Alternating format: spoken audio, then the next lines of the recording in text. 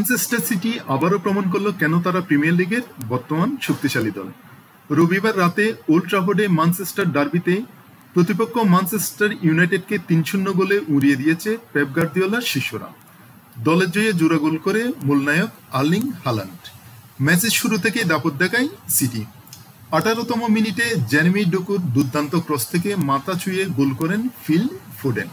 মৌসুমে প্রথমবার একাদশের সুযোগ পেয়েই গোলের দেখা পেল ইংলিশ তারকা। দ্বিতীয়ার্ধে ভয়ঙ্কর রূপে দেখা দেন হাল্যান্ড। ৫৩তম মিনিটে ডোকুর পাস থেকে চিপ শটে গোলরক্ষক জেমস ট্রাফোর্ডকে পরাস্ত করেন নরওয়েজিয়ান স্ট্রাইকার।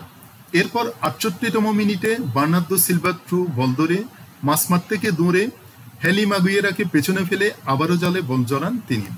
এই জয়ে ২ জয় ২ হারে পয়েন্ট টেবিলের অষ্টম স্থানে উঠে এলো ম্যানচেস্টার সিটি। অন্যদিকে হার ফলে মৌসুমী শুরুটা আরও হতাশাজনক হয়ে উঠল ম্যানচেস্টার ইউনাইটেডের জন্য।